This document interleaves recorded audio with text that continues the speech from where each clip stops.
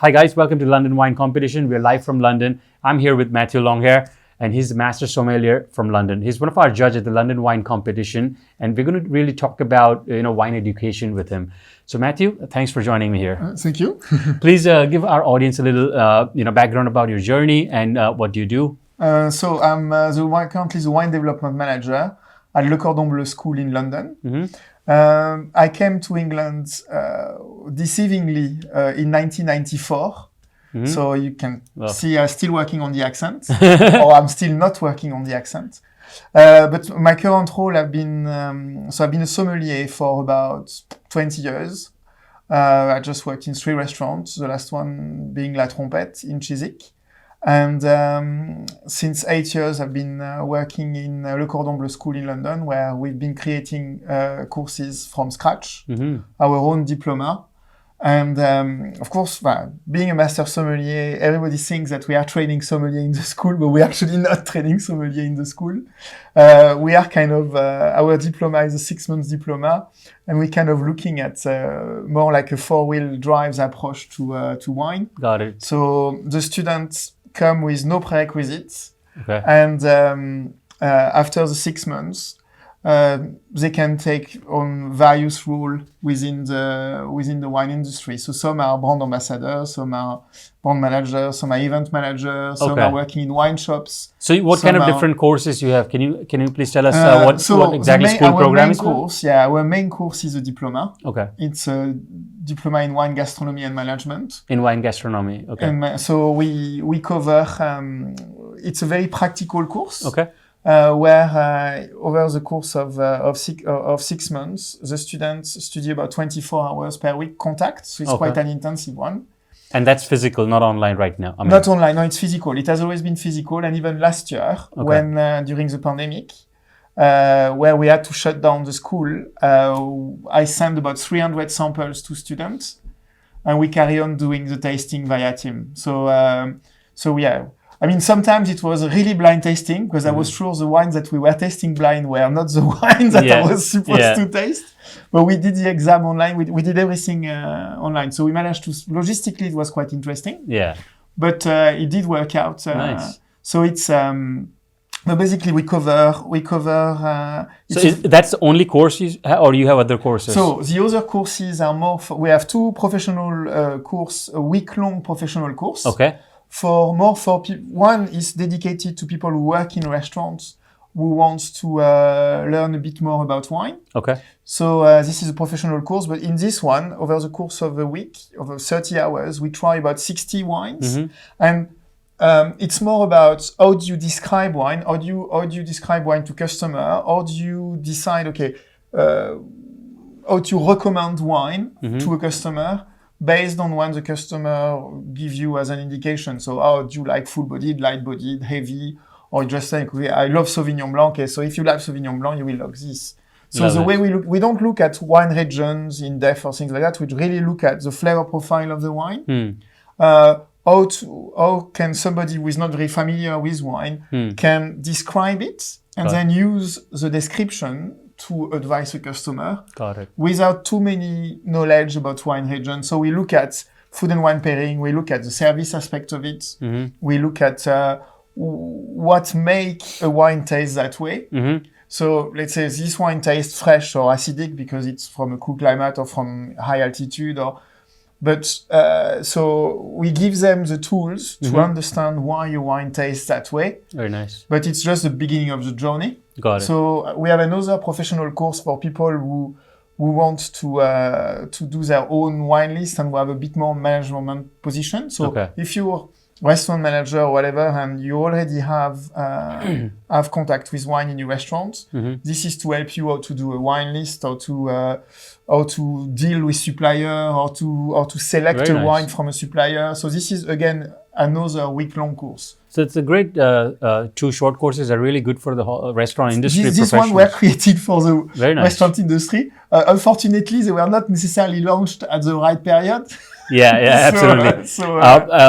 What are the dates? Like how people can enroll? So if you look on our website, actually they are pretty soon. So one is starting at the end of April, beginning of of May, and the other one is, so we have two versions. So we have one, a day release every Monday for 6 weeks. Okay.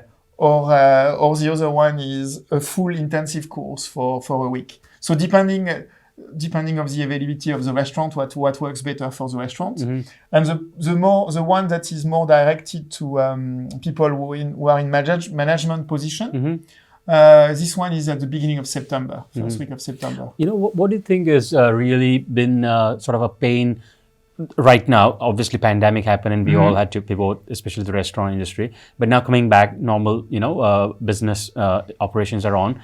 What sort of things do you think business owners really want their staff to learn? That wish there was. I'm sure you're trying to do that in your modules, right? But the thing is, it's in terms of the staff is to communicate with customer, to understand that really to understand what the customer wants really.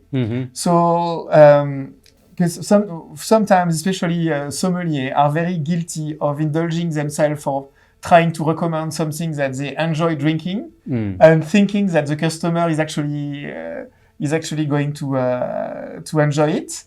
Everybody's got different taste. Taste is very subjective. Correct. So sommelier should not necessarily act as guru. Because I like it, you will like it. It doesn't work like that anymore. True. So when I started 30 years ago, this was still pretty much the mentality of, and this is probably why guests did not want to talk to sommelier. Every time you have to like reset, right? Like every time new guests, you just have to like start fresh, right? Like exactly. So the thing is, the most basic of the, it's the same thing for everything, whether you are trying to sell a dish, recommend a dish, or recommend a wine, or recommend a beverage. First of all, you need to listen to your customer, and once you've listened to them, you try to guide them. You say, okay, this is what I think you would enjoy from what we propose. But you should never make a very, very, very assertive decision for them. They are actually, at the end of the day, they're paying your salary, they're paying your wages, and they are entitled to their own opinion. And the thing is, with something that was very interesting in our school is, so the wine part of it or beverage part of it is very tiny part of it, but the culinary side is quite a big side. And we have between 400, 500 students in the school. So potentially, what is the problem? Learning the food part. Learning our diploma in. The courses that have the most developed at the moment are, we have a plant-based program. Okay. Plant-based diploma, and we have a nutrition diploma. Okay. So we had about 30 to 40 students in the plant-based. And are you seeing any trends, particularly in new sort of subjects? So the trend is that people are much more concerned about much more concerned about their health.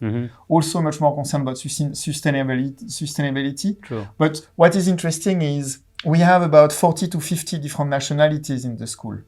So at any given time, we don't have anybody, we have no more than 20 students coming from the same country. Oh, wow. Okay. So, and that's your criteria as well? No, it's not a criteria, but it just happens. Something we've observed. Got it. So it's actually quite interesting to notice that. So meaning that I can say whatever, but especially food and wine pairing, if you come from Korea or India, you want your wine or your beverage to enhance the spices, for example. If you come from Europe, you might want your beverage to tone down the spices. So when we do food and wine pairing, especially, we just give them the key. Okay, this is what's going to happen. You're going to feel more alcohol. You're going to feel more spices. You're going to feel less tannins or more acidity. But whether you like it or not, this is your own decision. Understood. So because some people will love a pairing or will love a dish or a wine for exactly the same reason that somebody else hates them. Can be. So the idea is we just make sure that they understand what it is, what's happening, but then the decision is theirs. But we really focus on making sure that people understand what's happening. But after it's all subjective.